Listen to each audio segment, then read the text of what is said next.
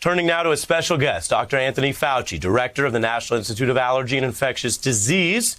Thank you for being here, doctor. The context is clear. COVID cases up in all 50 states. On June 21st, there were 15,000 new cases recorded in the U.S. Now 62,000 new cases yesterday. 16,000 hospitalizations recorded then.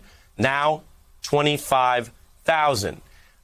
Doctor, we can get into many things in detail, but simply put, so people understand, why is COVID going up right now? And is President Biden correct to say this is chiefly now an epidemic of the unvaccinated?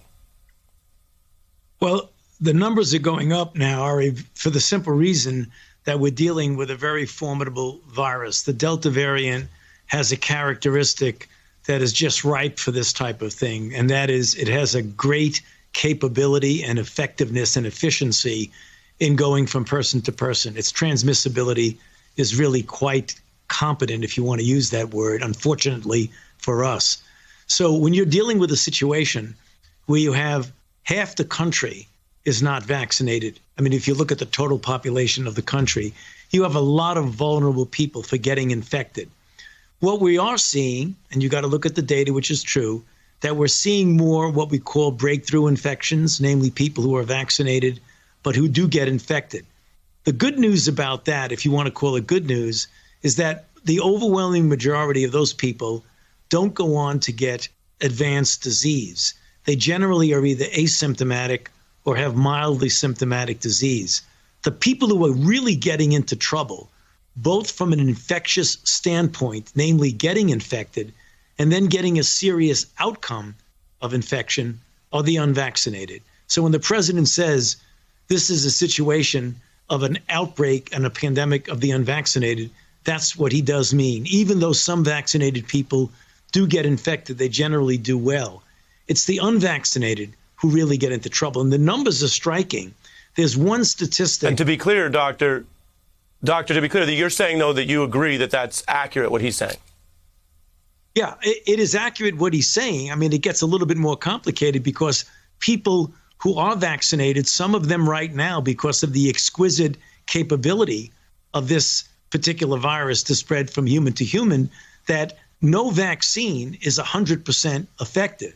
So even if you get people who are vaccinated, some of them will get infected. But overall, if you look at the big picture, for the people who are going to go get into trouble, those are generally the unvaccinated people. And the one statistic, Ari, that's really critical is that if you look at the deaths due to COVID-19 in the United States, 99.5% of them are among unvaccinated people, and 0.5% are among vaccinated people. That's a very striking and telling statistic. Yeah, that's the big picture. And you and other experts have emphasized from the jump that vaccination is a huge improvement, even for people who may ultimately still end up getting vaccinated and get COVID, who are the exception in the so-called breakthrough. And so I know you've been consistent about that. I did want to ask you, looking in South Carolina as an example, about younger people who are getting COVID right now. The age of ICU COVID patients, for example, they write, last year in a report, most patients were elderly. Now a 26-year-old man on life support getting a plasma exchange, patients in their 30s and 40s sedated on ventilators in the room next door. What is the current risk to younger people? As you know, some younger people say, well, it doesn't appear to them like an urgent thing because they don't think they'll get that sick if they contract it. You know, they are tragically incorrect. You could understand why they may feel that way, because when you do the statistics, statistically still, it is much more likely for an elderly person or a person with an underlying condition to get seriously ill when infected. No doubt about it. It's much more likely for an elderly than a young person. But what we are seeing right now, for two reasons. One, due to the exquisite capability of this vaccine to spread from person to person, more younger people are getting infected.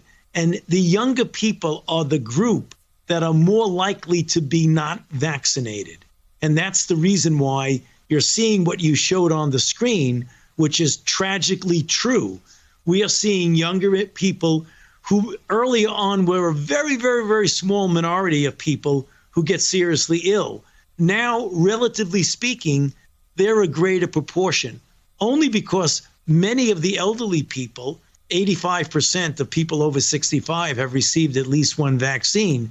So for the most part, the elderly are more protected than the younger individuals. So the younger individuals are vulnerable. They're generally healthy. They generally don't get into trouble, but they do sometimes, as you've shown correctly on that piece that you showed, they can get seriously ill. That's the reason why, we're essentially, Ari, pleading with younger people. Don't think you're invulnerable. You're dealing with a formidable virus. This Delta variant has a great capability of spreading from person to person. If this were 8 months ago, when we didn't have the Delta variant, now it's 83% of the infections in this country are from the Delta variant. In some regions of the country, it's over 90%.